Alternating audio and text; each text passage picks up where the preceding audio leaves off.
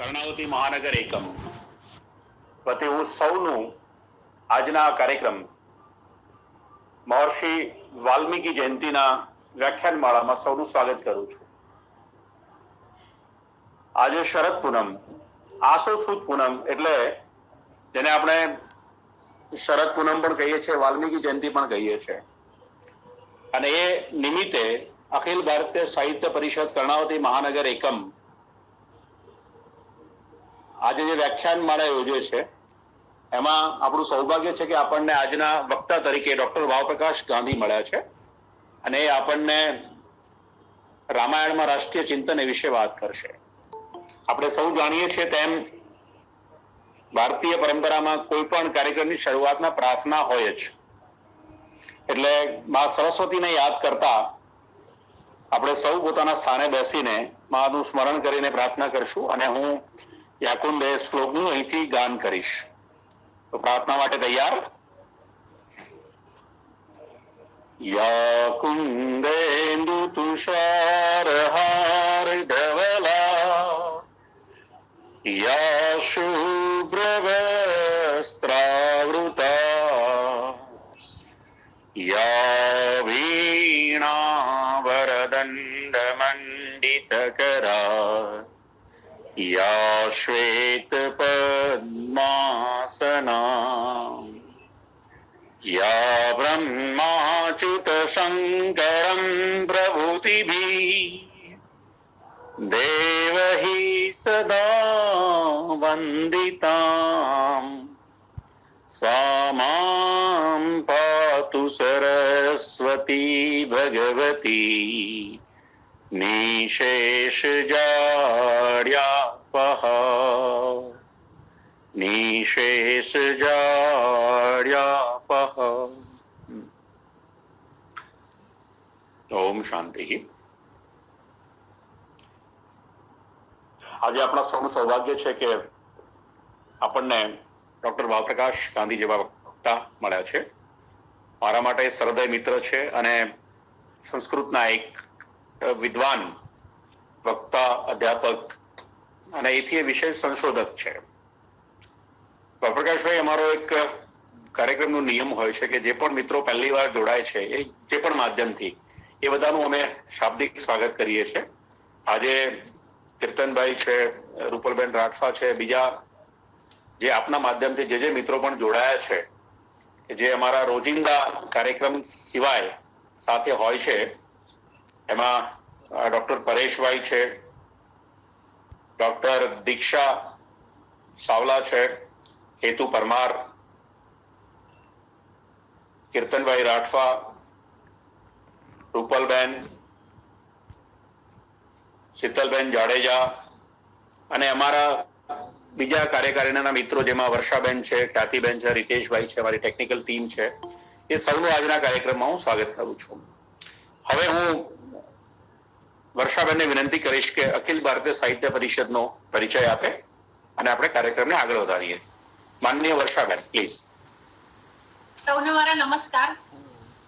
અખિલ ભારતીય સાહિત્ય પરિષદ કર્ણાવતી મહાનગર એકમમાં આજના વક્તા ભાવપ્રકાશ ગાંધી સાહેબનું હાર્દિક સ્વાગત કરું છું અને થોડોક પરિચય મારા સંસ્થા માટેનો હું આપવા માટે ઈચ્છીશ. અહીં આ કાર્યક્રમ જ્યારે પણ અમે ઓનલાઈન કરીએ છીએ સાહેબ, ત્યારે અહીંના વક્તાઓને આ સંસ્થાનો એટલા માટે પરિચય આપીએ કે અહીં કઈ કઈ પ્રવૃત્તિઓ થાય છે એનાથી તેઓ અવગત થાય. અખિલ ભારતીય સાહિત્ય પરિષદ એક ભારતીય લેવલે કામ કરતું વૈચારિક સંગઠન છે. જો કે અમે 16 ફેબ્રુઆરી 2020 થી ઓનલાઈન કાર્યક્રમો આ રીતે કરતા આવ્યા છીએ. પહેલો કાર્યક્રમ અમે ઓફલાઈન કર્યો હતો અને પછી કોરોનાને કારણે અમે ઓનલાઈન કાર્યક્રમો શરૂ કર્યા. તે આજ પર્યંત સુધી અમે એ જાળવી રાખ્યા છે. અખિલ ભારતીય સાહિત્ય પરિષદ મૂળતઃ વૈચારિક અને રચનાત્મક સાહિત્યિક એક સંગઠન છે. આ સંગઠનનો મુદ્રાલેખ જ સરસ છે, સત્યમ શિવમ સુંદરમ.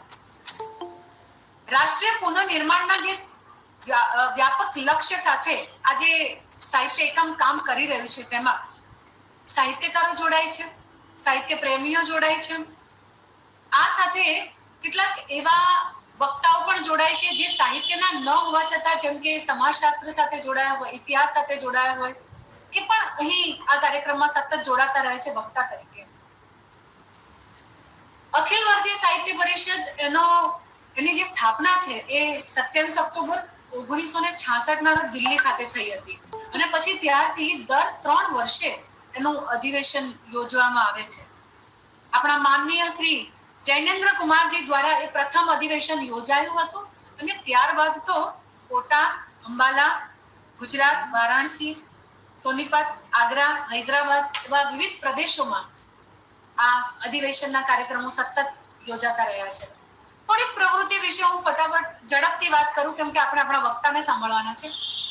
અખિલ ભારતીય સાહિત્ય પરિષદ કેટલાક વિશિષ્ટ ઉદ્દેશોને ધ્યાનમાં રાખીને કામ કરે છે, જેમાં ભારતીય ભાષા અને સાહિત્યની ઉન્નતિ તથા એ સંદર્ભે સંશોધનને પણ પ્રોત્સાહન મળે એવા કામ કરે છે.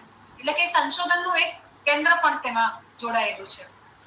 ભારતીય ભાષાનો પુરસ્કાર, આદાન પ્રદાન, ભારતીય જીવન મૂલ્યોમાં શ્રદ્ધા રાખનાર સાહિત્યકારોને પ્રોત્સાહન મળે, આ ઉપરાંત જે નવોદિત સર્જકો છે એમને પણ પ્રોત્સાહન મળે એ હેતુથી અહીં કેટલીક પ્રવૃત્તિઓ કરવામાં આવે છે અને તે ખાસ કરીને ગદ્ય અને પદ્ય એમ 2 વિભાગમાં થાય છે. પદ્યની વાત કરીએ ત્યારે કાવ્ય ગોષ્ઠી હોય કે કવિ સંમેલન હોય કે પછી કાવ્ય પાઠના નાના કાર્યક્રમો હોય, નાનાથી માંડીને ઓફલાઈન મોટા કાર્યક્રમો પણ યોજાય છે. ગદ્યની વાત કરીએ ત્યારે પણ નવલિકા હોય, નિબંધ હોય, નાટ્ય લેખન હોય, એવી જુદી જુદી સ્પર્ધાઓના પણ કાર્યક્રમ આપણે ત્યાં યોજાય છે.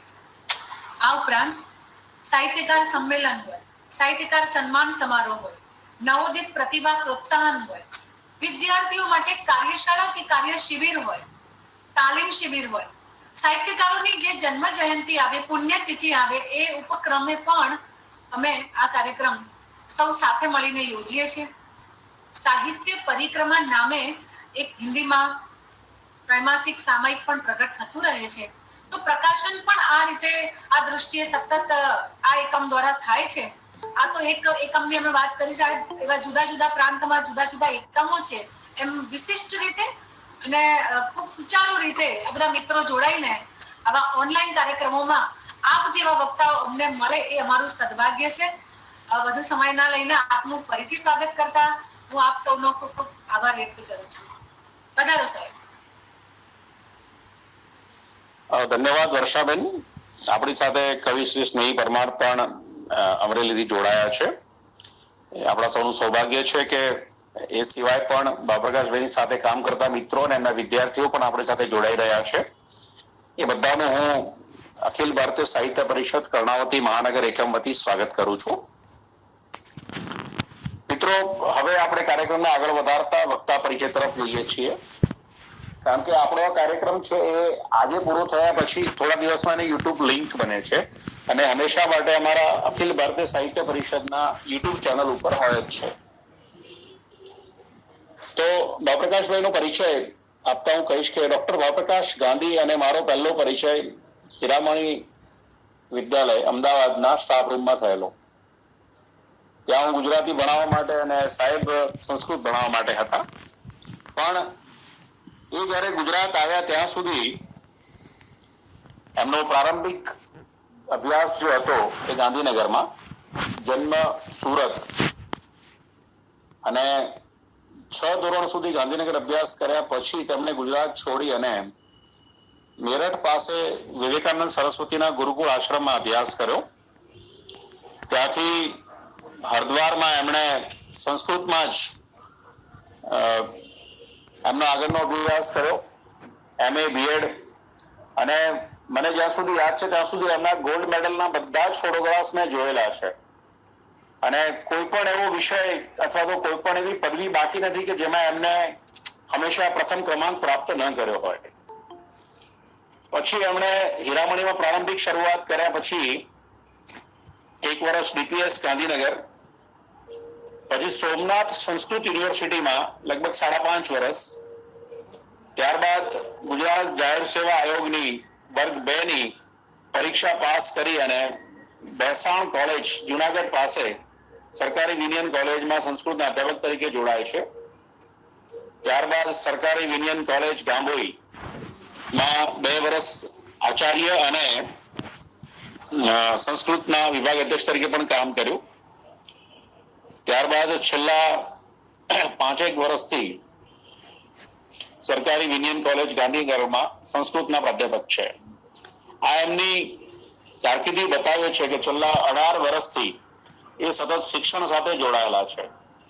એના કરતા પણ વધારે વાત એ છે કે 150 જેટલા સેમિનારોમાં વિવિધ સંશોધન પત્રો, અને એમાં પણ સંસ્કૃત સાહિત્ય હોય, વ્યાકરણ હોય, કર્મ મીમાંસા હોય, પૂર્વજન્મની વાત હોય, વેદોની વાત હોય, કોઈ વિષય બાકી નથી કે જેમની ઉપર એમના શોધ પત્રો ન પ્રસ્તુત થયા હોય.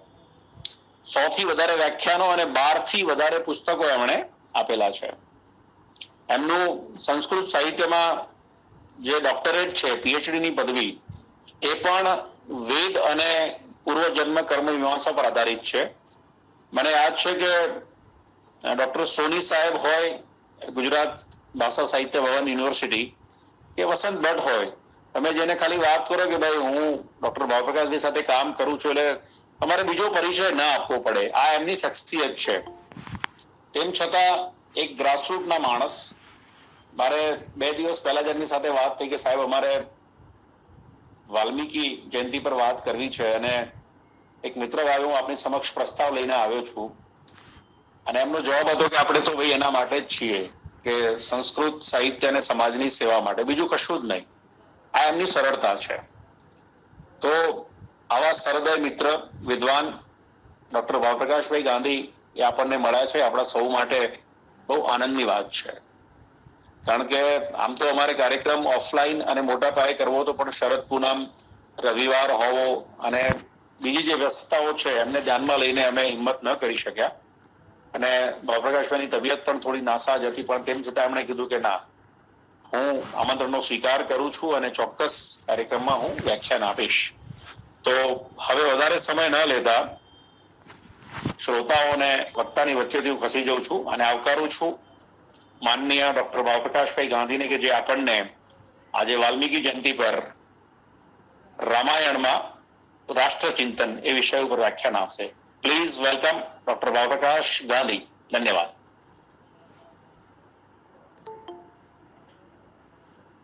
ઓમ યો ભૂતમ ચ ભવ્યમ ચ સર્વમ યશ્ચાધિતિષ્ઠતિ સ્વર્યસ્ય ચ કેવલમ તસ્મૈ જ્યેષ્ઠાય બ્રહ્મણે નમઃ. અખંડમ સચ્ચિદાનંદમ વંદેહમ યોખિલમ જગત ચરીકર્તી પરિભર્તી સંજરી હર્તિ માયયા.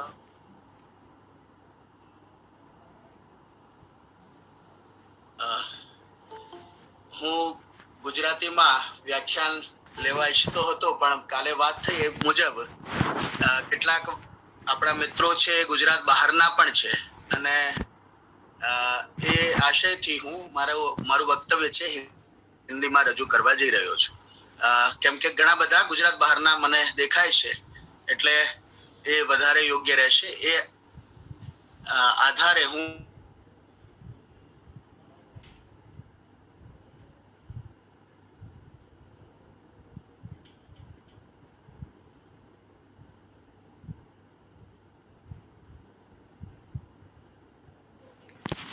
અવાજ જતો રહ્યો છે સાહેબનો.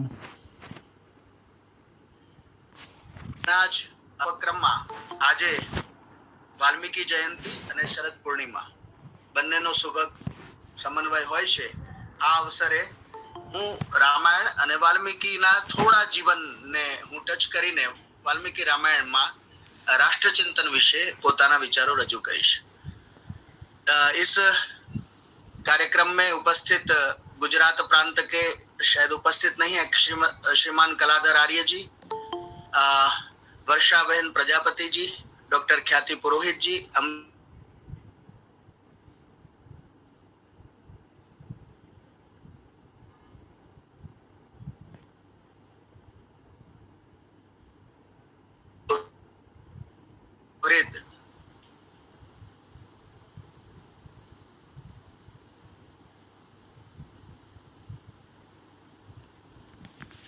और वाल्मीकि के अनुरागी जन, आप सभी को वंदन करता हुआ मैं अपने विषय पर आता हूँ. बहुत ही सुंदर एक विचार को लेकर यह परिषद नित्य नवीन कुछ न कुछ नए उपक्रम करती है। उस उपक्रम में आज हम वाल्मीकि जयंती भी है और उस वाल्मीकि के जीवन को हमें यदि जानना है, पहचानना है, तो रामायण को हमें देखना पड़ेगा। वाल्मीकि ये रामायण है। उस वाल्मीकि रामायण में राष्ट्र चिंतन इस विषय को लेते हुए मैं अपने विचार प्रस्तुत करने जा रहा हूँ। थोड़ा पीपीटी के माध्यम से अपने विचार को प्रस्तुत करूंगा। कृपया आप में से किसी की आवाज आ रही है?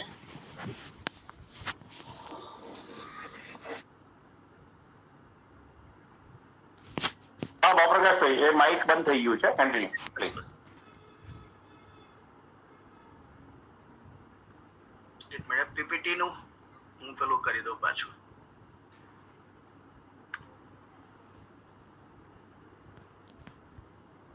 पीपीटी के माध्यम से मैं अपने विचार प्रस्तुत करूंगा, जिससे आप लोग और थोड़ा व्यापकता से इस विषय को सरलता से और व्यापकता से समझ पाएंगे, क्योंकि विषय बहुत व्यापक है और राष्ट्र की जब बात होती है तो बहुत सारी चीजें स्वतः उसके साथ जुड़ जाती है। लेकिन मैंने अपने जो वक्तव्य के विषय को है वो सीमित करने का प्रयत्न किया है और मैं प्रयत्न करूंगा कि उसको पूरी तरह से न्याय दे सकूं। हम जब वाल्मीकि की बात करते हैं तो एक सामान्य रूप से हम एक श्लोक बार बार बोलते हैं, वंदे वाल्मीकि कोकिलम, आरुह्य कविता शाखम वंदे वाल्मीकि कोकिलम। तो उसी वाल्मीकि को कोकिल रूप में मैंने प्रस्तुत करते हुए उनका स्मरण किया है। सबसे पहले आप सभी को ज्ञात होगा कि वाल्मीकि ने रामायण की रचना की, उसके पीछे बहुत बड़ा एक घटनाक्रम घटा।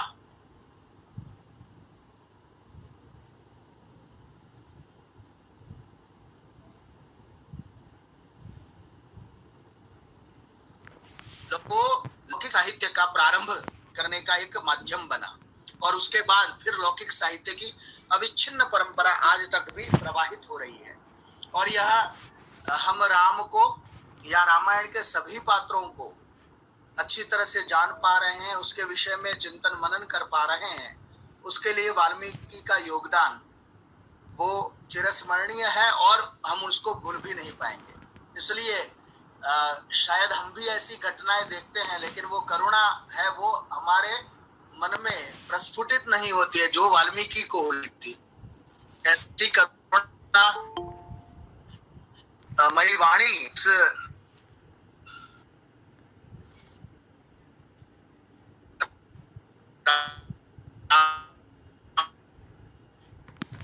उन्होंने और वाल्मीकि रामायण जिसको आबाल वृद्ध पढ़ रहे हैं उनके संदर्भ में बात की।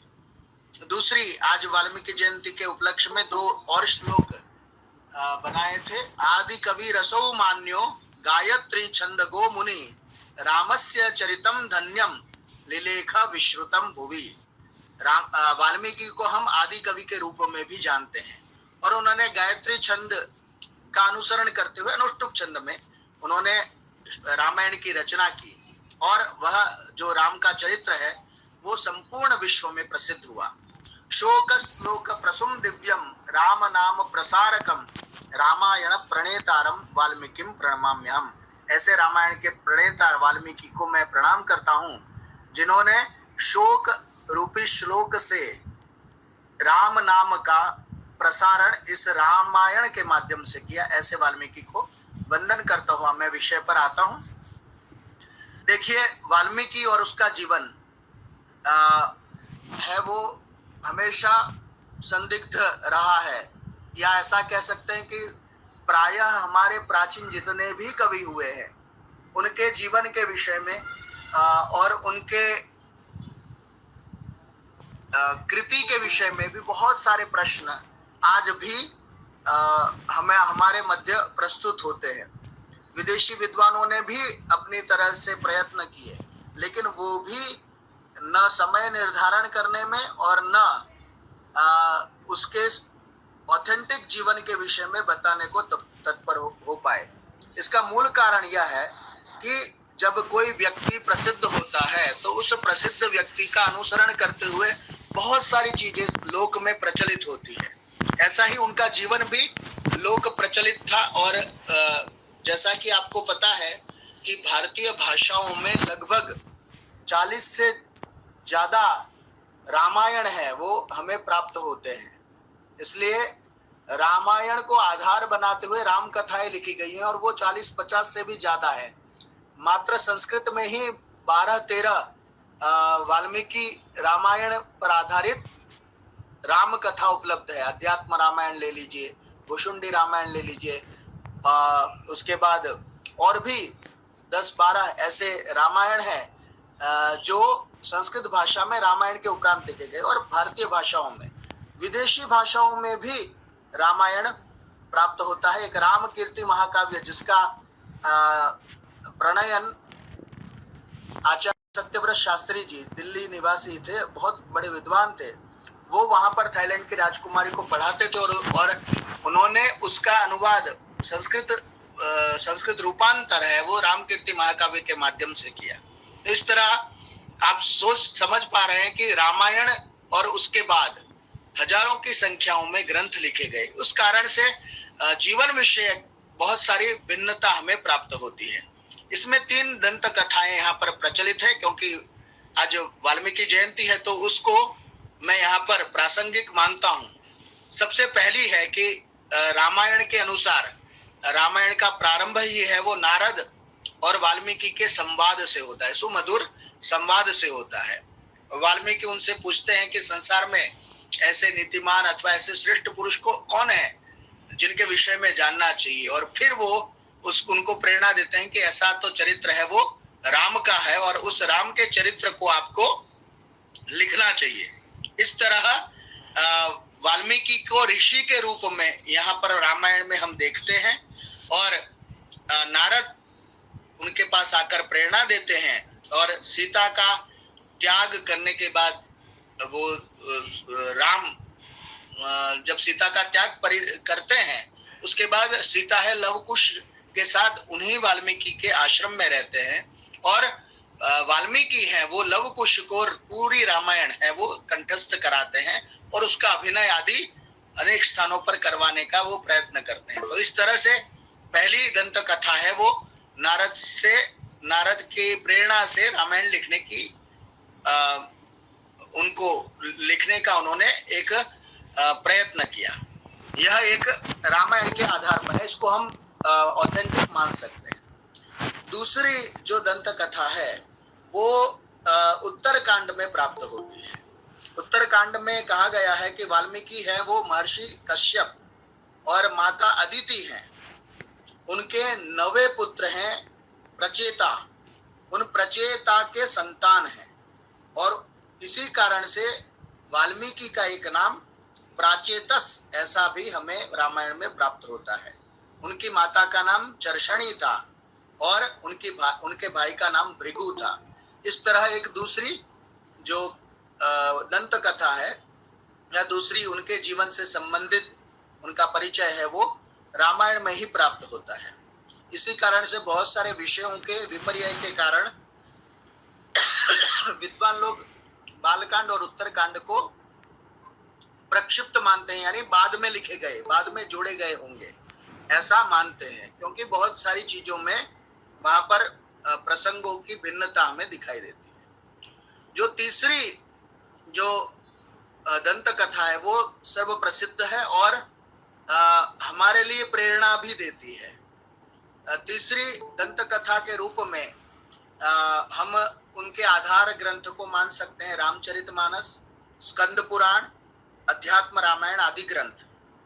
उसमें ऐसा लिखा गया है कि जो वाल्मीकि हैं वो भील, किरात और जो लुटेरे होते हैं, दस्यु होते हैं, उनके साथ उनका बचपन बीता, उनके साथ ही वो सीखते सीखते बड़े हुए। गुजराती में अपने वालिया लुटारू, इस तरह हम वाल्मीकि को हम जानते हैं। अब एक बार सप्तर्षि जो 7 ऋषि हैं वो उनके मार्ग से प्रस्थान करते हुए दिखते हैं और वाल्मीकि और जो दस्यु होते हैं वो इनको पकड़ लेते हैं और उनके पास जो वस्तुएं होती है वो उसकी याचना करते हैं। ऋषि कहते हैं कि भाई सही है, हम आपको सारी चीज दे रहे हैं, लेकिन इतना तो आप बताइए कि यह पाप आप किसके लिए संग्रह कर रहे हो।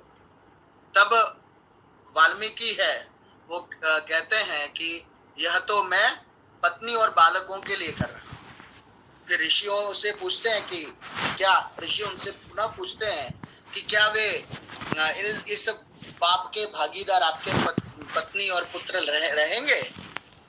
तब वाल्मीकि तो पढ़े हुए नहीं थे, दस्यु के रूप में थे, तो वो जाते हैं कि पूछ आता हूँ और अपनी पत्नी बच्चों से पूछते हैं कि क्या ये मैं जो पाप कर्म करके यह संग्रह कर रहा हूँ, आपको खिला पिला रहा हूँ, क्या पाप है उसको भोगने में हमारे सहायता करेंगे, हमारे सहभागी बनेंगे। लेकिन परिवार तो कहता है वो कैसे संभव है। इस तरह उनके पास से निराशाजनक उत्तर मिलते हुए वो दुखी और निराश होकर वाल्मीकि है उनके मन में वैराग्य उत्पन्न होता है और ऋषियों के पास जाकर वह शिष्य बनने के लिए अनुरोध करते हैं। और ऐसा भी माने अवान्तर राम कथाओं में लिखा गया है कि उन्होंने राम राम तो स्मरण कर नहीं सकते तो मरा मरा कराया और धीरे धीरे वह जो विपरीत जो शब्द था वो सही होता गया और साधना से वो फिर राम राम ऐसा उच्चारण करने लगे। और थोड़े समय के बाद पुनः ऋषि जब यह राम राम शब्द को सुनते हैं तब देखते हैं कि किसी वल्मीक यानी दीमकों का जो घर होता है उसके अंदर से यह ध्वनि आ रही है और उस ध्वनि को सुनकर वो उनको उठाते हैं और उनका नाम है वो वाल्मीकि, वल्मीक से वाल्मीकि ऐसा रखते हैं। तो यह वालिया जो कहते हैं उसमें से वाल्मीकि बनने की यह घटना है, यह लोक प्रचलित है और राम नाम की महिमा की घटना के साथ इस कथा को हम बहुत बार सुनते हैं। इसके अलावा भी बहुत सारी किंवदंतियां उपलब्ध होती हैं, जैसे तैत्तिरीय प्रतिशाख्य है, उसमें वाल्मीकि का वैयाकरण के रूप में उल्लेख प्राप्त होता है। पुराणों में एक भार्गव वाल्मीकि के रूप में उसका उल्लेख प्राप्त होता है। गीता प्रेस गोरखपुर की आवृत्ति है, उसमें वाल्मीकि व्याध से पहले श्रीवत्स गोत्रीय ब्राह्मण थे और शंख ऋषि के सत्संग से और राम नाम के जप से फिर अग्नि शर्मा या रत्नाकर नाम से प्रसिद्ध हुए। तो इस तरह बहुत सारी जगह पर उनको भील, व्याध, किरात, कहीं ब्राह्मण और कहीं पर निम्न कुलोत्पन्न दिखाए गए हैं। मूल इन दंत कथाओं का जो आशय यह है कि मनुष्य कितना भी अपने कार्यों से कितना भी वो निम्न कक्षा का हो, लेकिन यदि किसी अच्छे व्यक्ति का, अच्छे ग्रंथों का, अच्छे संबंध का वो संपर्क स्थापित करता है तो निश्चय से वह वाल्मीकि बन जाता है। तो यह हमारे लिए एक प्रेरणाप्रद दृष्टांत है वाल्मीकि कि हम तो इतने पढ़े हुए हैं, जब वाल्मीकि जैसे लोग, वाल्मीकि जैसे व्यक्ति जब रामायण जैसे अप्रतिम महाकाव्य की रचना कर सकते हैं तो हम भी उनसे प्रेरणा लेते हुए, भले वो किसी भी कुल में उत्पन्न हुए हों, लेकिन हम सभी के लिए प्रेरणा स्रोत है और इसी आधार पर हम उनको आदि कवि और रामायण को आदि काव्य के रूप में जानते हैं। इसलिए कहा गया है कूजंतम राम रामेति मधुरम मधुराक्षरम आरुह्य कविता शाकम वंदे वाल्मीकि कोकिलम।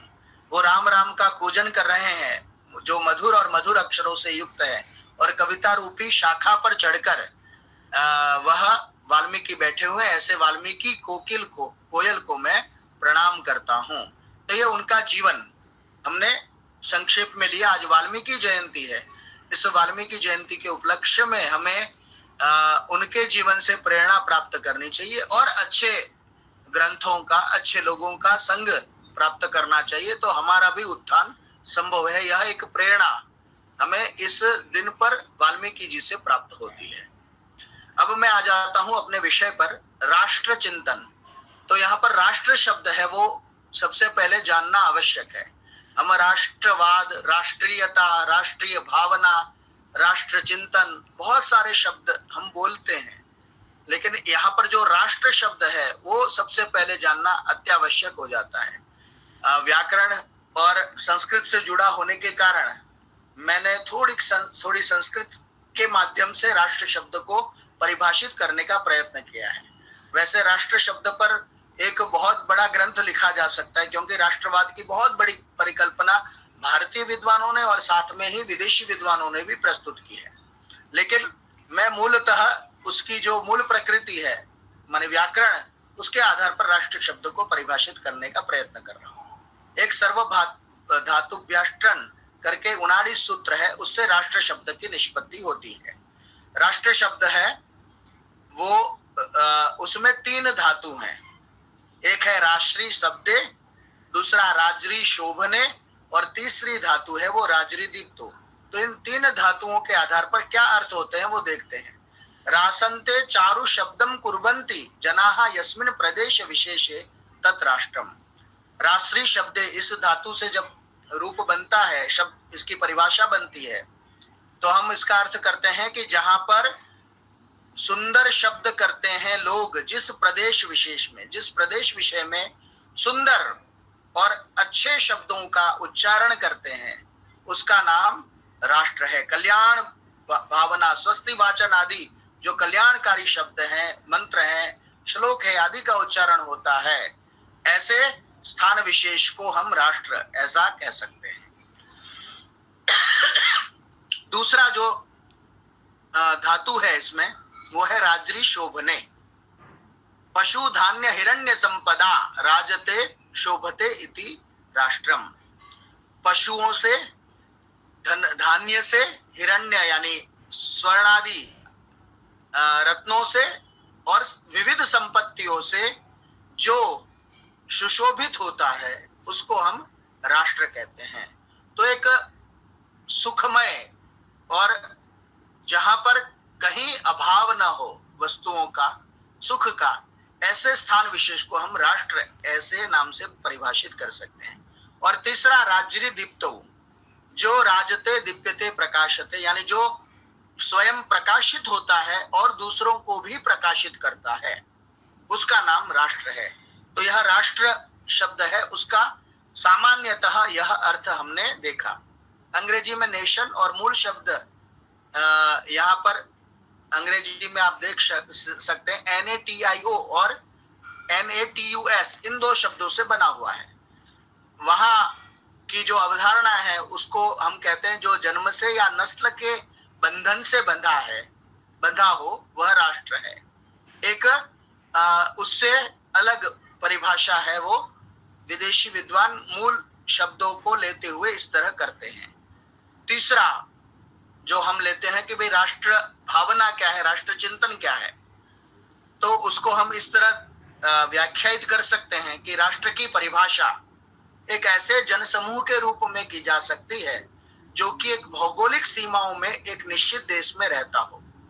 तो सबसे पहले भौगोलिक सीमाओं का एक नियंत्रित जो प्रदेश विशेष है उसको हम राष्ट्र कह सकते हैं, जहां पर समान परंपरा, समान हित और समान भावनाओं से बंधा हो। यहाँ पर समान परंपराएं, समान हित और समान भावनाएं जहां पर विद्यमान हो, जिसमें एकता के सूत्र में बांधने की उत्सुकता तथा समान राजनीतिक महत्वाकांक्षाएं पाई जाती हो, उसको हम राष्ट्र कह सकते हैं। और राष्ट्रवाद के निर्णायक तत्वों में राष्ट्रीयता की भावना है वो सबसे अधिक महत्वपूर्ण है। हम जब तक अपने से ऊपर उठकर समाज का या राष्ट्र के विषय में जब तक चिंतन नहीं करते हैं, तब तक हम कितना भी स्वयं को मनुष्य कहें या अपने आप को कोई देश विशेष का निवासी कहें, तब तक वह सार्थक नहीं होगा जब तक हमारे अंदर राष्ट्र की भावना, राष्ट्रीय भावना है वो जागृत नहीं होती। और राष्ट्रीयता की भावना है वो राष्ट्र के सदस्यों में सामुदायिक भावना उत्पन्न करती है और उनका संगठन है वो सुदृढ़ करती है। हमारे मत भले भिन्न हो सकते हैं, लेकिन जब राष्ट्र की बात हो तब हम एक मत होकर राष्ट्र का जब चिंतन करते हैं तो वो राष्ट्रीय चिंतन कहलाता है। तो इस तरह हम राष्ट्र चिंतन शब्द को व्याख्यायित कर सकते हैं। देखिए, एनसाइक्लोपीडिया ब्रिटानिका के अनुसार राष्ट्रवाद एक ऐसी मनस्थिति है जिसमें व्यक्ति की सर्वोच्च राजभक्ति उसके राष्ट्र राज्य के प्रति अनुभव की जाती है। तो इस तरह एक मनस्थिति को राष्ट्र भावना से इस को जोड़ा है। मैं थोड़ा सा इससे आगे राष्ट्र को सोचता हूं कि राष्ट्र है वो वास्तव में क्या है। तो इन 5 चीजों का एकत्व है वो राष्ट्र है। राष्ट्र है जहां पर संस्कृति है वो जिसकी दिव्य और भव्य हो, ऐसी संस्कृति से राष्ट्र का निर्माण होता है। सभ्यता, संस्कृति है वो आंतरिक तत्व है, नैतिक हम कहते हैं वो गुण है, वो संस्कृति के द्वारा प्रकट होते हैं। सभ्यता है वो बाह्य हमारे वेशभूषा आदि के माध्यम से प्रकट। तो सभ्यता है वो खान पान, रहन सहन, ये सब सभ्यता है वो भी राष्ट्र का परिचायक हो जाता है। परंपरा, तीसरी जो सबसे महत्वपूर्ण बात है वो परंपरा है। उस परंपरा को संरक्षित और सुरक्षित करने के कारण राष्ट्र ऐसा हम नाम दे सकते हैं। भाषा है वो भी राष्ट्र का एक बहुत महत्वपूर्ण अंग होता है। आज भारत में जहां पर हम कहीं पर अनेकत्व या कहीं विभेद देख रहे हैं, उसका मूल कारण भाषा भी है। और भाषा का एकत्व, एक तो भाषा को जब तक हम नहीं मानेंगे तब तक राष्ट्र की जो पूरी संकल्पना है, राष्ट्र का पूरा चिंतन है, वो हमारा कभी संपूर्ण नहीं होगा।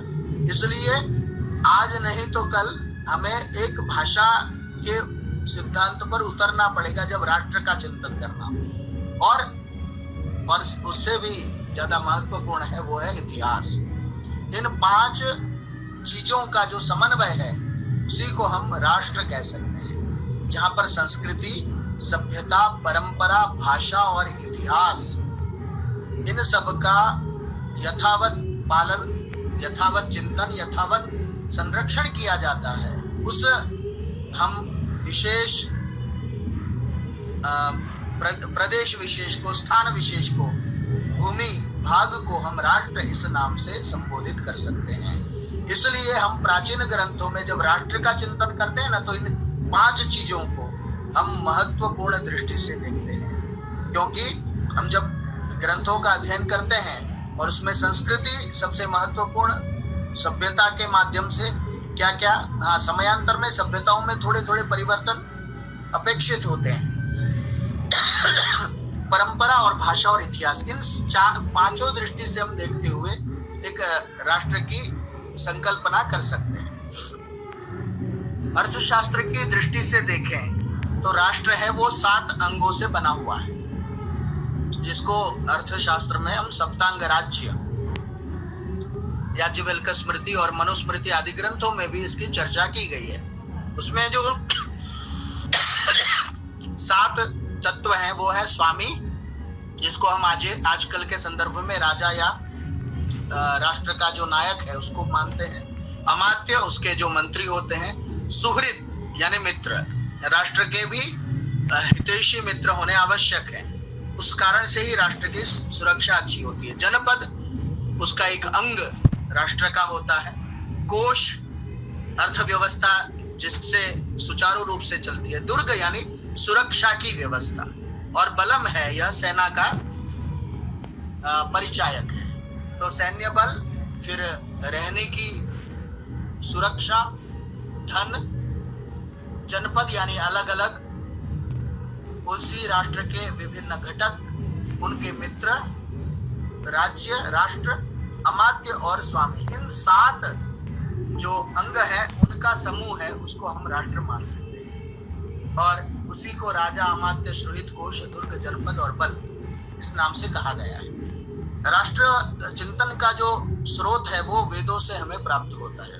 अथर्ववेद में एक सूक्त आता है, भूमि सूक्त। वो भूमि सूक्त है, उसको राष्ट्र के संदर्भ में हम अनायास स्मरण करते हैं, जहां पर कहा गया है माता भूमि पुत्रो हम पृथ्व्याः, यह हमारी माता है और हम उस माता के पुत्र हैं, मैं पृथ्वी का पुत्र हूँ। तो ये जो भावना है राष्ट्रीयता की, वह हमें वेदों से प्राप्त होती है। अथर्ववेद में भी ऐसा ही एक मंत्र आता है, और यजुर्वेद का जो सबसे बड़ा मंत्र है 10वें अध्याय का, उसमें भी राष्ट्र शब्द, राष्ट्रदा राष्ट्रम में दत्त स्वाहा, इस तरह से प्रारंभ करते हुए उसके बहुत सारे मंत्र हैं वो राष्ट्र को समर्पित। तो वहां पर भी आपको प्राप्त हो जाएंगे राष्ट्र शब्द के, राष्ट्रीय भावना के कुछ उदाहरण। और देखिए ये बहुत उन्नत एक राष्ट्राभिवर्धन सूक्त है। समानि प्रपा सहवो अन्न भाग समाने युक्त्रे सहवो युनज्मि सम्यंचो अग्निन सपर्यतारा नाभि विवाभितः। हमारा पीना एक साथ हो, समान हो, अन्न भाग समान हो, हम समान रूप से एक दूसरे के साथ जुड़े, समान रूप से अग्नि यानी यज्ञादि कर्म करते हुए चारों तरफ से हम रक्षा करें, इस तरह की भावना है वो राष्ट्राभिवर्धन। और वागाम्भृणी सूक्त में भी अहम राष्ट्री संगमनी वसूनाम चिकिदुषी प्रथमा यज्ञानाम आदि जो मंत्र हैं उनमें भी आपको राष्ट्रीय भावना के संदर्भ प्राप्त होंगे।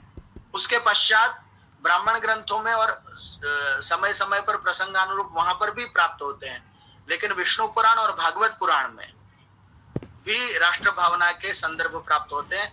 हम भारत भूमि के जब प्रशंसा की, स्तुति की बात करते हैं, तब यह श्लोक विष्णु पुराण का हम गाते हैं। गायन्ति देवा किल गीत कानि धन्यास्तुते भारत भूमि भागे स्वर्गाप वर्गास्पद मार्ग भूते भवन्ति भूय पुरुषा सुरत्वात्। यहाँ यह भारत भूमि हमारा राष्ट्र है, वो इतना सुंदर है, यहाँ पर देव भी है, वो यहाँ पर पुरुष बनकर जन्म लेना वो उसके लिए लालायित रहते हैं, जन्म लेने को वो उत्सुक रहते हैं। ऐसा भाव वो विष्णु पुराण में प्राप्त होता है। भागवत पुराण में भी वो कहते हैं कदा वयम ही लप्स्यामो जन्म भारत भूतले, हम कब इस भारत भूतल पर जन्म प्राप्त करेंगे, कदा पुण्य न महता प्राप्स्यामा परमम पदम। इस तरह हम भागवत पुराण में, फिर भीष्म पर्व में भी और गरुड़ पुराण में भी बहुत सारे हम राष्ट्र के संदर्भ में उदाहरण प्राप्त करते हैं। एक बहुत सुंदर संस्कृत का सुभाषित राष्ट्र भावना से ओतप्रोत है। सह यह यत्न क्रियते पर राष्ट्र विमर्दने सएव यत्न कर्तव्य स्वराष्ट्र परिपालने। जो यत्न हम दूसरे राष्ट्र को विमर्दित यानी उसके नाश करने में करते हैं, उतना ही यत्न हमें अपने राष्ट्र को परिपालन करने में करना चाहिए। तो रामायण है, वो रामायण इस राष्ट्र भावना से कैसे अछूता रह सकता है। इसलिए रामायण में राष्ट्र का चिंतन वाल्मीकि जी ने बहुत सुंदर रूप में प्रस्तुत किया है। रामायण बहुत सारे हमें प्राप्त होते हैं, लेकिन आप सभी को यह भी बताना आवश्यक मैं समझता हूं कि रामायण की समीक्षित आवृत्ति है वो गुजरात के ओरिएंटल इंस्टीट्यूट बड़ौदा से प्रकाशित हुई है। भांडारकर ओरिएंटल इंस्टीट्यूट बड़ौदा से प्रकाशित हुई, और उसके बाद रामायण का एक हमें परिशुद्ध संस्करण है वो प्राप्त हुआ है। इस कारण से रामायण के विषय में जितने भी मतांतर प्रचलित थे उसको हम समीक्षित आवृत्ति के माध्यम से हम उसका अच्छी तरह से निर्णय, विवेचन या समीक्षा करने के लिए समर्थ हो सकते हैं। इसलिए ये रामायण की समीक्षित आवृत्ति वो हमें हमेशा जब ऑथेंटिक बात करनी हो, जब प्रामाणिक संदर्भ के साथ हमें प्रस्तुत करना हो, तो हमें ये प्रस्तुत करना चाहिए वो समीक्षित आवृत्ति के माध्यम से। 1952 में यह कार्य प्रारंभ किया था और बहुत सारे पीसी वैद्य आदि बहुत सारे विद्वानों ने एक एक कांड को लेते हुए उसकी समीक्षित आवृत्ति प्रकाशित की, और आज भी वह उपलब्ध है। इसलिए यह एक ध्यातव्य है कि वाल्मीकि रामायण जिसको हम प्रामाणिक माने, जब यह प्रश्न उपस्थित होता है तो हम उस भांडारकर ये जो अपने सयाजीराव गायकवाड़ ओरिएंटल इंस्टीट्यूट है, वहाँ जो बड़ौदा में उपलब्ध रामायण है उस आवृत्ति को हम ऑथेंटिक मान सकते हैं। अब रामायण से प्रचलित एक राष्ट्र भावना का संदर्भ है वो हमें प्राप्त होता है, और हम बहुत बार बोलते भी हैं कि रामायण में यह श्लोक प्राप्त होता है, लेकिन रामायण में यह मिलता नहीं है। जो राष्ट्र भावना को यहाँ पर व्याख्यायित करता है वो इस तरह से है, अपि स्वर्णमयी लंका नमे लक्ष्मण रोचते जननी जन्म भूमिश्च स्वर्गादपि गरीयसी। ये प्रसंग इसको इस तरह से जोड़ते हैं कि जब रावण का वध करने के बाद कुछ दिन राम है वो रहते हैं, तब लक्ष्मण कहते हैं कि देखिए ये सोने की लंका है और यहाँ पर सभी तरह के ऐश्वर्य उपलब्ध है, यहीं पर रह जाते हैं। तब वो कहते हैं कि लक्ष्मण मुझे यह स्वर्णमयी लंका है ना, यह भी मुझे अच्छी नहीं लगती, क्योंकि जननी और जन्मभूमि, माता और मातृभूमि है वो स्वर्ग से भी बढ़कर होते हैं। इस तरह से यह जो राष्ट्रीय चिंतन है उसका एक सूत्रपात है वो इस श्लोक के माध्यम से हम देखते हैं। लेकिन ये श्लोक रामायण में मुझे तो उपलब्ध नहीं हुआ है, किसी और राम कथा में ये उपलब्ध होता है, ऐसा लोग कहते हैं। अब देखिए रामायण में तो पदे पदे आपको राष्ट्र भावना, राष्ट्र चिंतन आपको प्राप्त होते रहेंगे, लेकिन समय की मर्यादा और साथ में विषय के साथ थोड़ा मैं न्याय भी कर पाऊं, उसको और थोड़ा डिटेल में आपको बता पाऊं, उस कारण से मैंने 4-5 वर्णनों को, प्रसंगों को ध्यान में रखते हुए राष्ट्रीय चिंतन है वो उसका एक मैंने एक स्वरूप यहाँ पर प्रस्तुत करने का प्रयत्न किया है। उसमें सबसे पहले है कि राम के राष्ट्र नायक के रूप में प्रसिद्धि। यथा राजा तथा प्रजा, यह एक हमने वचन सुना होगा कि राजा जैसा होगा वैसा प्रजा, यानी राष्ट्र है वो सर्वाधिक राजा पर यानी राष्ट्र नायक पर वो अवस्थित होता है, आधारित होता है। इस कारण से सबसे पहले जब हम राष्ट्र की बात करेंगे तो राम को सबसे पहले राष्ट्र नायक के रूप में हमें देखना पड़ेगा, और उनके कार्यों को देखते हुए राष्ट्र के नायक को राष्ट्र के लिए क्या क्या कार्य करने चाहिए उसे एक बोध, एक आदर्श, उसको एक स्वरूप प्रस्तुत होता है। दूसरा जो मैंने जो प्रसंग लिया है वो है बालकांड के प्रारंभ में अयोध्या का वर्णन। बालकांड के प्रारंभ में अयोध्या का वर्णन प्राप्त होता है, उसमें भी एक राष्ट्र की बहुत सुंदर अवधारणा, बहुत राष्ट्र का चिंतन, बहुत सुंदर चिंतन आपको प्राप्त हो जाएगा। उस विषय को भी मैं थोड़ा इस चर्चा में लूंगा। तीसरा है वो है वनवास के समय में भरत को राम का उपदेश। वनवास जब होता है तब भरत उनको पुनः राज्य सौंपने को कहते हैं कि भाई मुझे राज्य नहीं चाहिए, तब राम कहते हैं नहीं, आपको ही राज्य को चलाना है, और उस समय किस तरह राज्य को चलाना है, किस तरह का राष्ट्र होना चाहिए, उसका सुंदर एक हम कह सकते हैं दृश्य है, वो आपको वनवास अरण्य कांड में आपको प्राप्त हो जाएगा कि उस समय वो राम उपदेश देते हैं, और वो उपदेश है वो राष्ट्र के संदर्भ में कितना प्रासंगिक है। आज भी उस संदर्भ में हम यदि राष्ट्र की संकल्पना करें ना तो बहुत सुंदर एक आदर्श राष्ट्र का निर्माण हम कर सकते हैं। चौथा है वो है युद्ध कांड में कुंभकर्ण का रावण को उपदेश। राष्ट्र के संदर्भ में प्रायः हम वो तीसरा उदाहरण है वो लेते हैं राम राज्य में दूसरा और तीसरा संदर्भ है वो मुख्य रूप से लेते हैं, लेकिन युद्ध कांड में कुंभकर्ण है वो रावण को उपदेश देता है कि भाई तुमने ये जो खड़ा किया है उसकी जड़ आप हो, और आपने राष्ट्र का यथावत पालन या उसके जो सिद्धांत है उनके अनुसार आपने जीवन को नहीं जिया, इसलिए आपकी यह दशा हुई है। तो यह बोध प्रदान करते हैं कुंभकर्ण, यह भी राष्ट्र के संदर्भ में बहुत ध्यातव्य है। और प्रसंगानुसार अन्यत्र राष्ट्र चिंतन भी प्राप्त होते हैं। वो 2-4 प्रसंग हैं वो संक्षेप वाले, वो मैं आपको इस व्याख्यान में आपके समक्ष प्रस्तुत करूंगा। सबसे पहले जो बिंदु को हम लेते हैं वो है राष्ट्र नायक राम का स्वरूप। वाल्मीकि रामायण के विषय में सभी आप जानते ही हैं कि प्राचीन सभ्यता और संस्कृति का दर्पण है। एक आदर्श मित्र, आदर्श भाई, आदर्श पति और आदर्श सम्राट के रूप में राम को देखते हैं।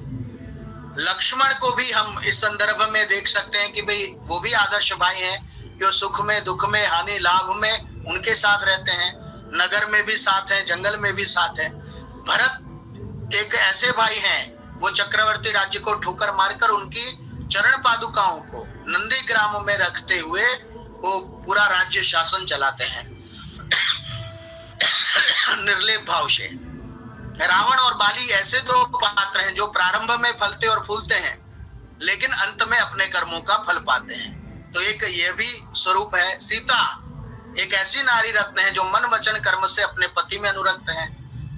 और इस तरह देखें तो युवकों एवं युवतियों के चरित्र निर्माण के लिए रामायण से बढ़कर कोई शिक्षापूर्ण और नैतिक आदर्शों से युक्त ग्रंथ नहीं हो सकता। इसलिए यह जो रामायण है वो आज भी प्रासंगिक है, जितना प्राचीन समय में प्रासंगिक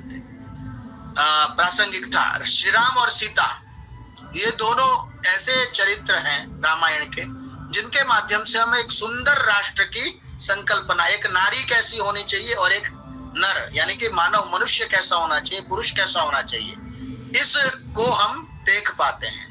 माता पिता का आज्ञा पालन, सत्यवादिता, प्रतिज्ञा परिपालन, दीन दुर्बल एवं आश्रित लोगों का संरक्षण, एक पत्नी व्रत, वर्णाश्रम मर्यादा अनुसार आचरण, न्यायानुकूल आचरण, भ्रातृप्रेम, त्याग, उदारता आदि बहुत सारे गुण हैं जो एक राष्ट्र के नायक में होने चाहिए। वो सारे ही गुण हैं, वो आपको राम में सुलभता से प्राप्त हो जाएंगे। देखिए, सबसे मुख्य है कि वो प्रजावत्सल राम थे। ये सब तो राम के एक आदर्श मानव के रूप में भी हम इसको ले सकते हैं, लेकिन प्रजावत्सलता उनकी वह भी एक गुण जो इस संदर्भ में ध्यातव्य है, वो है कि प्रजा को वो हर तरह से प्रसन्न करने का उनका आदर्श था। वो पुत्र से भी बढ़कर वात्सल्य और प्रेम से पालन करते थे, उनके हित में रत रहते थे। इसलिए अयोध्या वासियों का उन पर अद्भुत प्रेम था। राम के वनगमन का देखिए, कौन कौन के प्रसंग में हम देखते हैं कि वो उनकी प्रजावत्सलता कैसी थी। श्री राम के वनगमन का चित्रकूट में भरत के साथ प्रजा से मिलने का और परम धाम में पधारने के समय का वर्णन पढ़ने से पता चलता है कि आरंभ से लेकर अंत तक प्रजा के छोटे बड़े सभी स्त्री पुरुष का श्री राम में बड़ा ही अद्भुत प्रेम था। वे हर हालत में श्री राम के लिए प्राण न्योछावर करने को तत्पर रहते थे। जब तक प्रजा अपने राजा को, नायक को जब प्राणार्पण करने को तत्पर होते हैं, ऐसा जब नायक हो वो एक सुंदर राष्ट्र की संकल्पना करता है। देखिए, उन्हें भगवान राम का वियोग असह्य हो गया था। रामचंद्र जी जब वन में जा रहे थे तब अधिकांश लोग हैं वो प्रजा के लोग वो उनके साथ चलने लगे थे और राम ने बहुत प्रकार से उनको समझाया, लेकिन वो प्रजा को नहीं लौटा सके। इसलिए वो रात को सोते हुए छोड़कर वन में उनको जाना पड़ता है। तो यह राम की प्रजावत्सलता, तो प्रजा के प्रति प्रेम वो सर्वाधिक मुख्य गुण वो राजा में, राष्ट्र के नायक में होना चाहिए। और कहते हैं कि पशु पक्षी है उनके प्रेम में मुग्ध थे। श्री राम का वियोग है उनके लिए भी असह्य था। और राम ने देखिए एक साधारण विरह व्याकुल मनुष्य की भांति विलाप किया था उसी सीता को। यद्यपि वह निर्दोष और पतिपरायणा थी तो भी प्रजा की प्रसन्नता के लिए त्याग किया। बहुत सारे लोग यहाँ पर वो स्त्रियों के संदर्भ में टीका टिप्पणी करते हुए मुझे सुनाई देते हैं, दिखाई देते हैं, लेकिन वास्तव में उनका जो प्रजा के प्रति उनका जो दृष्टिकोण था उस कारण से उन्होंने सीता का परित्याग किया। ये आप गुण देखेंगे तो राम के प्रति आपकी आस्था और दृढ़ होगी। इस तरह राष्ट्र नायक के रूप में हम राम को देख सकते हैं। अब देखिए, राम से जुड़ी हुई 3 बातें वो हम मुख्य रूप से मानते हैं। एक है राम का राज्य। जब भी हम अच्छी शासन व्यवस्था चलती है तो हम कहते हैं राम राज्य आ गया है। दूसरा एक रामबाण यानी हम यदि किसी भी चीज का हमें उपचार अंतिम जब होता है वो रामबाण कहते हैं कि रामबाण उपाय है। तो रामबाण है वो भी राम के साथ जुड़ा हुआ है। और तीसरा है वो है राम का वचन परिपालन। इन तीन कारणों के कारणों से राम है वो राष्ट्र नायक के रूप में और एक आदर्श पुरुष के रूप में हम देख सकते हैं। देखिए एक उदाहरण हम लेते हैं। कथंचिद उपकारेण कृते नैकेन तुष्यति न स्मरत्यपकाराणाम शतम अप्यात्मवत्तया। राम कैसे हैं कि यदि वो किसी के ऊपर उपकार करते हैं तो वो एक उपकार से प्रसन्न नहीं होते हैं, अनेक उपकार वो उसके उपरांत करते हैं। तो ऐसा राम का चरित्र था कि वो बहुत सारे उपकार प्रजा के लिए वो करते रहते थे।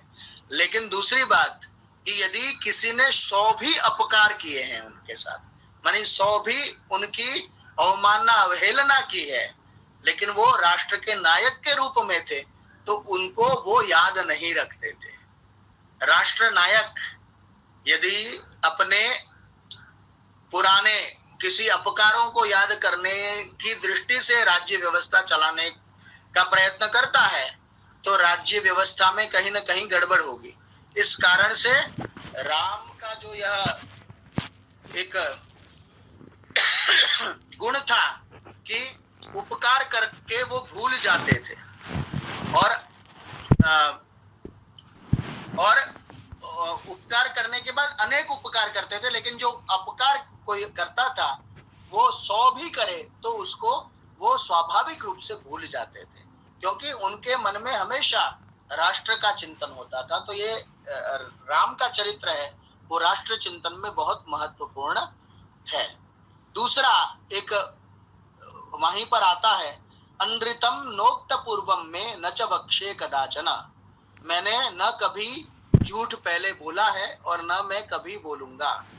वो वाली के वध के प्रसंग में अनृत वचन की बात आती है, तब वो इस बात को डिंडिम घोष पूर्वक कहते हैं कि मैंने झूठ न कभी पहले बोला है न कभी बोलूंगा। और फिर कहता है अप्यहम जीवितम जह्याम त्वाम वा सीते सलक्ष्मणाम नहीं प्रतिज्ञाम संस्कृत्य ब्राह्मणेभ्य विशेषतः। जो उनका दूसरा जो वो था कि वचन पालन, उसको हम कह सकते हैं कि वो कहते हैं कि मैं अपने प्राण को छोड़ सकता हूं, सीता को छोड़ सकता हूं, लक्ष्मण को भी छोड़ सकता हूं, लेकिन जो मैंने प्रतिज्ञा मैंने जो ली है लोगों के सामने, ब्राह्मणों के सामने विशेषतः जिस प्रतिज्ञा का मैंने ग्रहण किया है उसको मैं कभी नहीं छोड़ सकता। ऐसा ही एक जो वचन है वो रामायण में आगे आता है कि अहम ही वचनाद राज्य पतेयमपि पावके भक्षेयम विषम तीक्ष्णम मज्जेमपि चाणवे करिष्ये प्रतिजाने च रामोद्विर्नाभिभाषते। इस तरह वो कहते हैं कि मैं अपने जो वचन मैंने दिया है राजा को, उस राजा के वचन से मैं विचलित नहीं होऊंगा। यदि मुझे कोई पावके पतेयम, मुझे कोई अग्नि में भी डाल दे तो भले डाले, भक्षेयम विषम तीक्ष्णम, मुझे हलाहल विष भी पीना पड़े तो मैं पीने को तत्पर हूँ। और समुद्र में अथाह समुद्र में भी मैं डूब सकता हूँ, लेकिन मैंने जो प्रतिज्ञा ली है उसको पूर्ण मैं करूंगा। रामो द्विर्नाभिभाषते, राम है वो एक बात कहकर दोबारा उस बात को नहीं कहते हैं। तो इस तरह राष्ट्र नायक का जो स्वरूप है वो राम में हम देख सकते हैं।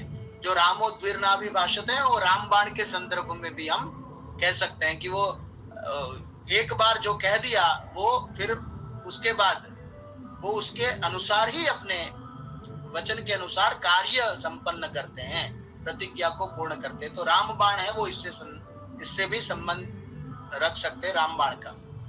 फिर एक रामायण में ही आता है, नास्य क्रोध प्रसादो वा निरर्थोस्ति कदाचन हन्त्येष नियमाद वध्यान अवध्येषु न कुप्यति। सामान्यतः स्वभाव से जो क्रोधी होता है वो तो फिर हमेशा छोटी छोटी बातों पर भी क्रोध करता है। लेकिन देखिए, वो कहते हैं कि इसका जो क्रोध होता है या किसी के ऊपर प्रसन्नता होती है ना, वो कभी निरर्थक नहीं होती है। और यदि क्रोध होता है तो वो वध्य लोगों को, यानी जिनको मारना होता है, वो नियम पूर्वक उसका वो वध करते हैं। और अवध्येषु न कुप्यति, और जो अवध्य होते हैं, जिन पर उनको प्रसन्नता है, उस पर वो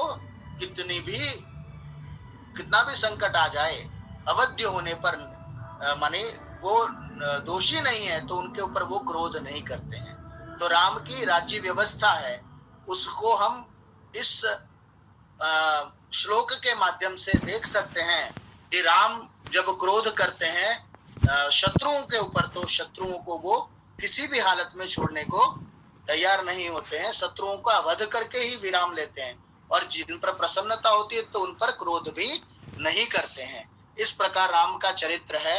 राष्ट्र चिंतन के संदर्भ में आचरणीय है, और वाल्मीकि ने उसका बहुत सुंदर रूप से प्रतिपादन किया है।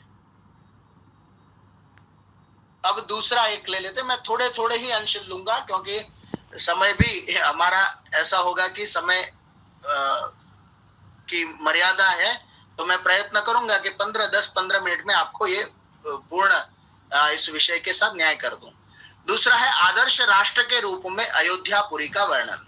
देखिए, प्रारंभ में ही बालकांड में दशरथ की राज्य व्यवस्था का वर्णन, मैं आज दोपहर कुछ पढ़ रहा था तो बहुत सुंदर प्रारंभ में दशरथ की राज्य व्यवस्था को मुझे देखने को मिला। उनके मंत्री कैसे होते थे, सेनापति कैसे होते थे, प्रजाएं कैसी होती थी, उनकी राज्य की और दंड व्यवस्था आदि बहुत सुंदर अलग अलग रूप से उन्होंने प्रस्थापित किया है। देखिए, सबसे महत्वपूर्ण राष्ट्र की सुंदरता, भव्यता और साधन संपन्नता वो होनी चाहिए। और बालकांड में अयोध्यापुरी के माध्यम से एक सुंदर राष्ट्र, भव्य राष्ट्र और साधन संपन्न राष्ट्र का एक चित्र प्रस्तुत किया है महाकवि वाल्मीकि ने। वो है आयता दशचद्वेच योजनानि महापुरी श्रीमती त्रीणि विस्तीर्ण सुविभक्त महापथा कपाट तोरणवतीं सुभक्तांतरापणां सर्वयंत्रायुधवती मुषिता सर्वशिल्पिभिः सूतमागध संबाधां श्रीमती मतुल प्रगाम उच्चाटाल ध्वजवतीं शतग्नि शतसंकुलाम। ये देखिए, इनमें कहा गया है कि जो उनका जो राज्य था वो कितना विस्तृत था। आयता दशद्वेच 12 योजन तक उनका विस्तृत राज्य था, जिसमें त्रीणी विस्तीर्ण सुविभक्त महापथा, अलग अलग राज्य माने महान पथ राजमार्ग उपस्थित थे, कपाट तोरण और आपण आदि उपलब्ध थे, सर्वयंत्र वहां पर आयुध और समग्र शिल्प कला के जो उत्कृष्ट नमूने हैं वो उस अयोध्यापुरी में उपलब्ध थे। और शतघ्नि कहते हैं तोप आदि जो होती है, ऐसे शतघ्नि शतसंकुलाम, ऐसे 100 तोपों से व्यापृत ध्वजों से युक्त उनकी अयोध्या नगरी थी। बहुत विस्तार से वर्णन है, ये तो मैंने एक संक्षेप रूप में अयोध्यापुरी की सुंदरता का वर्णन किया। देखिए, वहीं पर कहते हैं कि उस नगरी में कोई ऐसा पुरुष नहीं था जो थोड़े संग्रह वाला हो, सभी गृहस्थी धनधान्य गाय बैल और घोड़े से युक्त थे। नाल्पसन्निचय कश्चित आसित तस्मिन् पुरोत्तमे कुटुंबी यो यह सिद्धार्थो अगवाश्व धन धान्यवान। और इसी बात को मैथिली शरण जी हैं, वो साकेत नामक ग्रंथ में अपने काव्य संग्रह में इसी बात को बहुत सुंदर रूप से प्रस्तावित करते हैं। कौन है ऐसा अभागा गृह कहो साथ जिसके अश्व गौशाला न हो, धान्य धन परिपूर्ण सबके दान है, रंगशाला से सजे अभिराम है। तो इस तरह आप देख सकते हैं, इसी श्लोक है, उसी श्लोक का अनुवाद है, वो साकेत में मैथिली शरण जी अपने शब्दों के द्वारा प्रकट करते हैं। देखिए, फिर कहते हैं कि कामी वा न कदर्यो वा नृशंस पुरुष क्वचित द्रष्टुम शक्यम अयोध्यायाम ना विद्वान न च नास्तिकः। अयोध्यापुरी में कोई भी मनुष्य वो कामी, कंजूस, निर्दयी, मूर्ख और नास्तिक नहीं था। और ऐसी ही व्यवस्था है, इसका वर्णन हमें छांदोग्य उपनिषद में मिलता है। देखिए, ग्रंथ होते हैं वो किसी न किसी प्राचीन जो साहित्य है उससे प्रेरित होते हैं। तो अश्वपति है, उनके समय का वर्णन करते हुए छांदोग्य उपनिषद में जो बात कही गई थी कि न मे स्तेनो जनपदे न कदर्यो न मद्यपः नानाहिताग्निर ना विद्वान न स्वैरिणी कुतः, ये जो भाव है वही भाव रामायण में वाल्मीकि जी ने अयोध्या नगरी के वर्णन में प्रस्तुत किया है। इस तरह हम आदर्श राष्ट्र के रूप में अयोध्यापुरी को देख सकते हैं। तो ये एक हमने दूसरा एक राष्ट्र चिंतन जो अयोध्यापुरी का पूरा अक्षरशः वर्णन हम कई सर्गों में इसका पूर्ण वर्णन प्राप्त होता है, उसको हम पढ़ेंगे तो एक आदर्श राष्ट्र कैसा होना चाहिए, उसमें कौन कौन सी चीजें होनी चाहिए, ये पूरा आपको इस अयोध्यापुरी के वर्णन से प्राप्त हो जाएगा। अब चलते हैं आगे। भरत है, उनको उत्तम राज्य व्यवस्था का वर्णन वो जब कहते हैं, वह वर्णन है वो बहुत सुंदर है और वो हमारे सभी के लिए भी प्रेरणाप्रद है। मैं एक अभी कुमार विश्वास जी ने राम राज्य की संकल्पना वाला एक वीडियो YouTube में रखा था, वो पूरा है ना इन्हीं श्लोकों पर आधारित है। आप देखेंगे कि उत्तम राज्य व्यवस्था को बताते हुए राम भरत को जब कहते हैं तब वो इस तरह का ही वर्णन प्रस्तुत करते हैं। देखिए कैसा वर्णन है, मैं उसको थोड़ा सा मैं संक्षेप में बता देता हूं कि उस समय जो प्रजाजन है वो धर्मात्मा हो, सुशिक्षित हो, सत्यवादी हो, सभी अपनी संपत्ति से संतुष्ट रहने वाले हो, संपत्तिवान हो, संयमी हो, प्रसन्न चित्त हो, सुशील हो, सदाचारी हो, कर्मठ हो, दानी हो, दीर्घायु हो, अतिथि प्रिय हो, देवता प्रिय हो, कृतज्ञ हो, शूरवीर हो, पराक्रमी हो, स्त्री पुत्र पौत्रों से समन्वित हो, परस्पर प्रीतिमान हो, कोई व्यक्ति वो लोभी न हो, अपूर्ण न हो, कामी न हो, कायर न हो, क्रूर न हो, मूर्ख न हो। ऐसे एक राष्ट्रभक्त के में जितने गुण होने चाहिए उनका वर्णन प्रस्तुत किया है। और फिर वो राज्य व्यवस्था को चलाने के लिए जब कहते हैं वो बहुत सुंदर उपदेश देते हैं। इन श्लोकों का मैं संक्षेप में सार रूप में कह देता हूं कि राजा है उसको सदैव राज्य की समृद्धि को बढ़ाते रहना चाहिए, उनकी सुरक्षा के लिए सैन्य आदि की व्यवस्था उत्तम रखनी चाहिए, अपनी संस्कृति का प्रचार प्रसार करते रहना चाहिए, प्रशासन और न्याय की पर्याप्त और योग्य व्यवस्था रखनी चाहिए, अपने सदाचार संपन्न आचरण से लोकप्रियता बढ़ाते रहना चाहिए। अमात्य मंडल, मंत्रिमंडल में राष्ट्रभक्त, सत्यनिष्ठ, निर्लोभ, कुलीन, सदाचार परायण और स्वाध्यायशील मनीषियों की नियुक्ति करनी चाहिए, क्योंकि अधिकांश जो राज्य की व्यवस्था है उनके मंत्रीगण चलाते हैं, राजा तो उन पर एक दृष्टिपात करता है। इसलिए योग्य अमात्यों का चयन, योग्य मंत्रिमंडल का निर्माण वो राज्य के लिए बहुत महत्वपूर्ण होता है। इस तरह उन्होंने कहा है कि संपूर्ण सेना को वेतन और सम्मानित उपहारों से संतुष्ट रहना चाहिए, शत्रु पक्ष की कभी उपेक्षा नहीं करनी चाहिए, शिक्षा, वाणिज्य, वन संपदा, पशु संपदा, अन्न संपदा का सदैव विकास करते रहना चाहिए, जनता से जितना आवश्यक हो उतना ही कर ले, उससे अधिक कर लेने का प्रयत्न नहीं करना चाहिए, और राष्ट्रीय धन है उसका कभी भी दुरुपयोग नहीं करना चाहिए।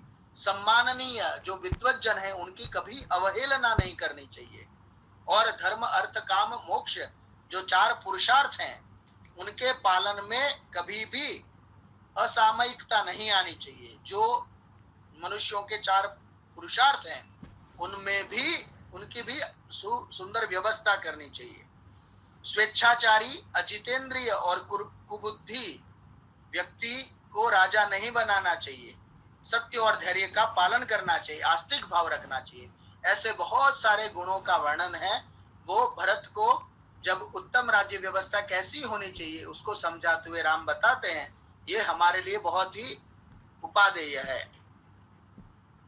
अब जो चौथा प्रसंग है उसको मैं ले लेता हूं कि कुंभकर्ण है, वह रावण को उपदेश देता है। वह उपदेश भी राष्ट्र के संदर्भ में बहुत उपकारक है। युद्ध कांड के प्रसंग में कुंभकर्ण रावण को समझाते हुए इन नीतियों का वर्णन करते हुए कहते हैं, न्यायेन राज्य कार्याणि यह करोति दशानन न स संतप्यते पश्चात निश्चितार्थम अति नृपः। जो राजा सब राज कार्य न्याय पूर्वक करता है उसकी बुद्धि निश्चय पूर्ण होने के कारण उसे पीछे पछताना नहीं पड़ता है। ये अंत समय में जब युद्ध चल रहा होता है उस समय कहते हैं कि भाई राजा है, उसको सभी कार्य न्याय पूर्वक करने चाहिए। अन्याय वो करेगा तो पूरा राज्य तंत्र है वो गड़बड़ा जाएगा। उसी तरह फिर दूसरे एक श्लोक में कहते हैं, अनुपायेन कर्माणि विपरीतानि यानि च क्रियमाणानि दुष्यन्ति अविश्य प्रयतेष्विव।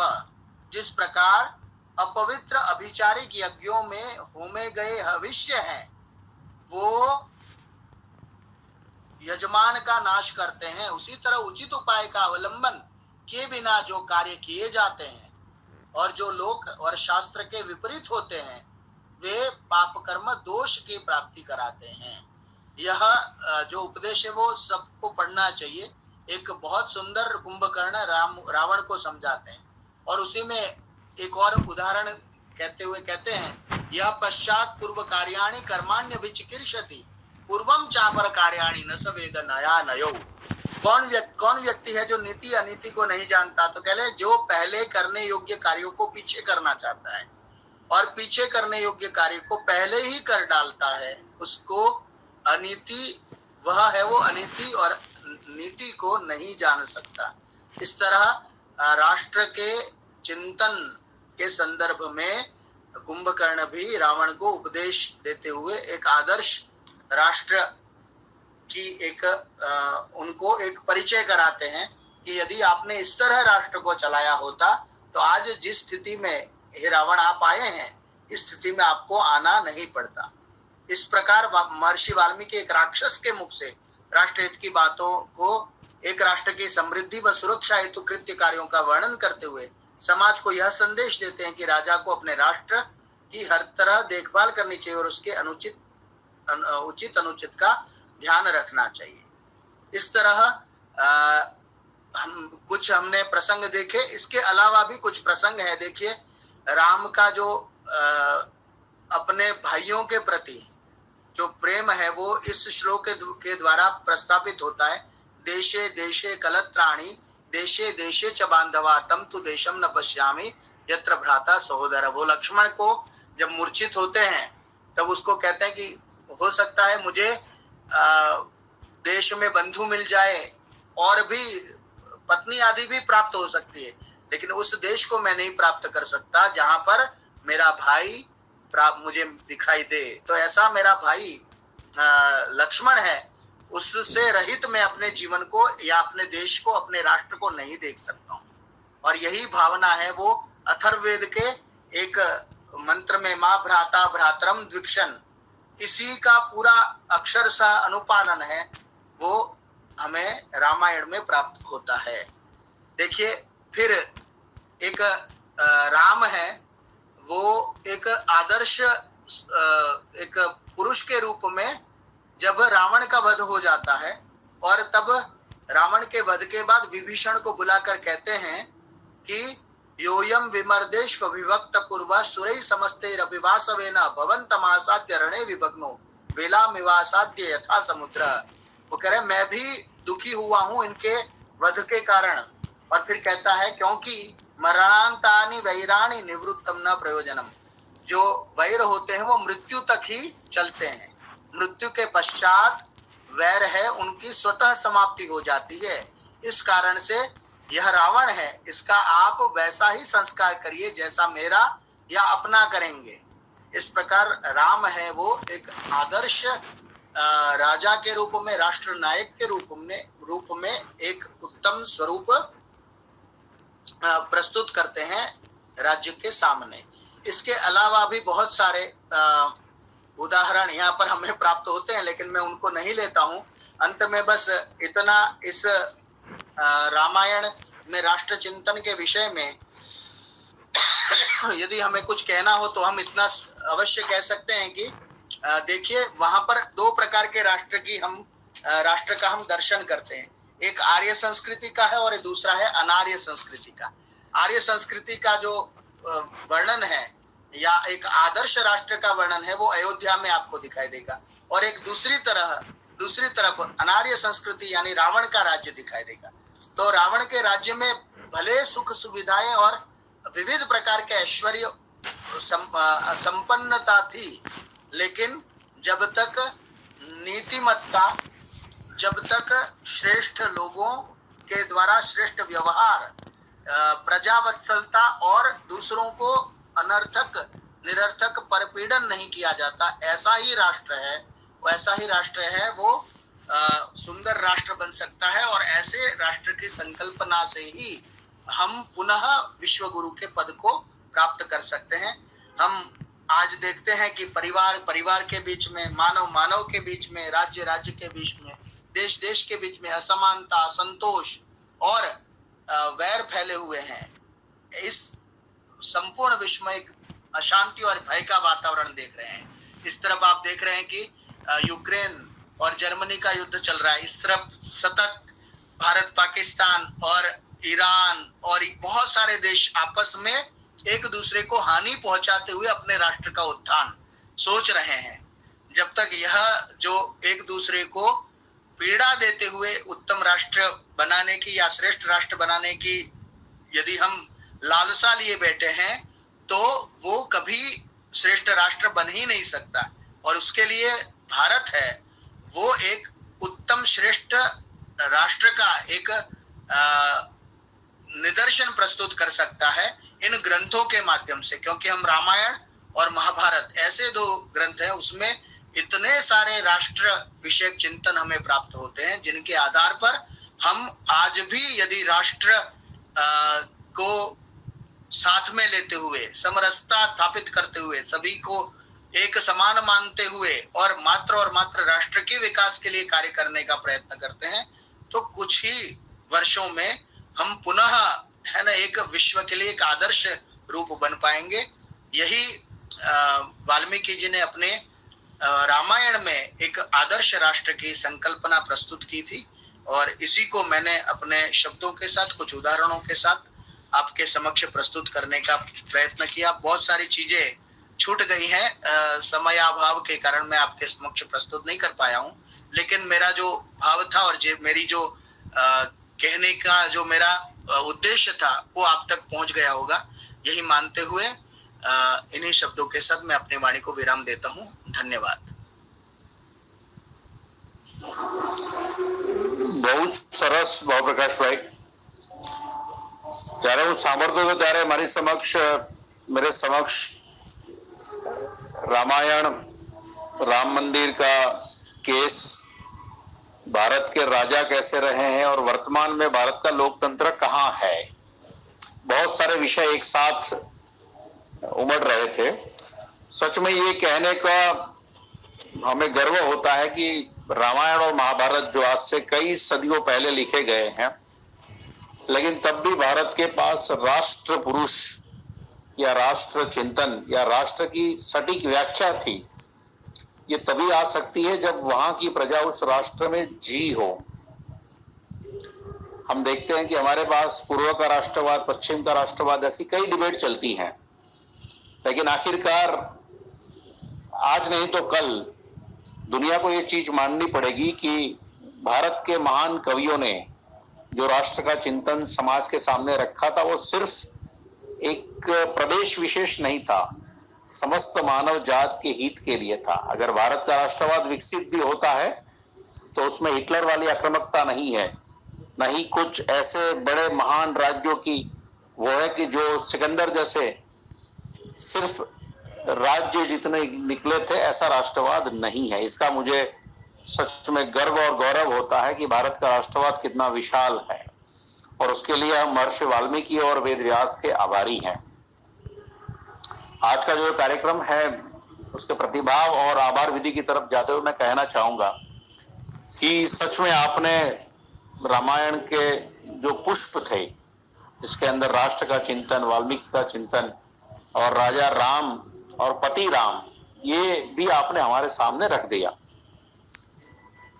इसके ऊपर पूरी एक चर्चा हो सकती है, लेकिन आज मैं जानता हूं कि शरद पूर्णिमा है, हमारे बहुत सारे श्रोता मित्र भी जानना चाहेंगे। इसीलिए मैं पहले तो डॉक्टर भावप्रकाश गांधी का धन्यवाद ज्ञापित करता हूं कि जिन्होंने मेरे एक ही फोन पर हमारी संस्था के लिए जुड़ने को तैयार हो गए, और उनकी तबीयत 2 दिन से नासाज थी, फिर भी उन्होंने कहा कि नहीं, कुछ भी होगा, मैं दवाई लेके भी बैठूंगा, और उन्होंने हम सबको न्याय दिया। उसके बाद हमारी टेक्निकल टीम, रितेश भाई, जो बैनर बनाना, लिंक तैयार करना, रिकॉर्डिंग करना, अभी उसको यूट्यूब के लिए तैयार करना है, उस सभी काम के लिए जुड़े हुए हैं। तो मैं रितेश भाई एंड टेक्निकल टीम का भी आभारी हूं।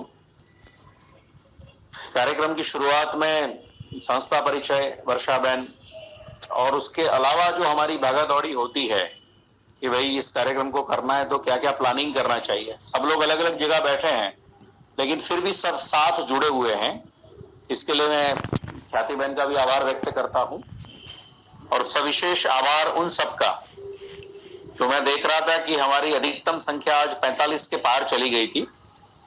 बहुत कम समय में ऐसा होता है कि हम 40 का आंकड़ा क्रॉस करते हैं, लेकिन ये हमारे वक्ता की लोकप्रियता है कि उनके साथी अध्यापक मित्र, उनके मित्र, उनके विद्यार्थी जो पहले पढ़ चुके हैं या पढ़ रहे हैं, सभी लोग कार्यक्रम में सम्मिलित हुए थे। तो उन्होंने जो अपना 1-1.5 घंटा इस कार्यक्रम को दिया, उसके लिए अखिल भारतीय साहित्य परिषद कर्णावती महानगर एकम की ओर से मैं उन सबका हृदय से आभारी हूं। मैं देख रहा था कि कम से कम 4 या 5 तो डॉक्टर हमारे साथ में थे। डॉक्टर स्नेही परमार थे, घनश्याम भाई थे, और एक पूरा टीम राठवा फैमिलीज थी, जो मुझे लगा कि ये हमारे भावप्रकाश भाई के विद्यार्थी हो सकते हैं, और ये सभी रामायण की बात या राष्ट्र चिंतन की बात सुनने हमारे बीच आए थे।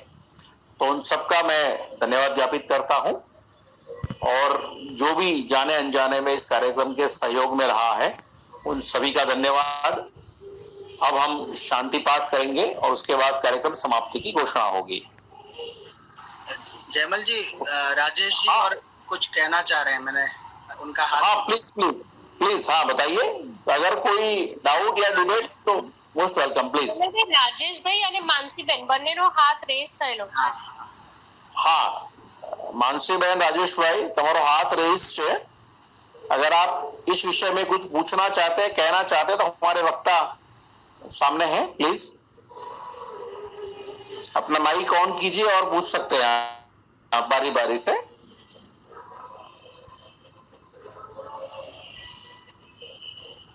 Hello sir. हाँ प्लीज। हाँ, मैं मानसी बात कर रही हूँ, और सर काफी समय से कोई कार्यक्रम में मैं जुड़ना चाहती थी, पर शेड्यूल बिजी रहता है तो मैं जुड़ नहीं पाती हूँ। पर आज जब मेरी शिफ्ट खत्म हुई तो मैं ये कार्यक्रम में जुड़ी, और मुझे बड़ा अच्छा लगा कि कई समय के बाद एक जो हम गुजराती में ऐसा बोलते हैं कि ऐसी छणावट वाली जो माहिती चर्चा होती है, वो मुझे सुनने को मिली और मुझे बड़ा आनंद आया। स्वागत છે વાંસીબેન, તમારું સ્વાગત છે, પ્લીઝ, થેન્ક યુ। હા, બીજા એક મિત્રનો હાથ રેઇઝ છે, પ્લીઝ, એમને શું કહેવું છે?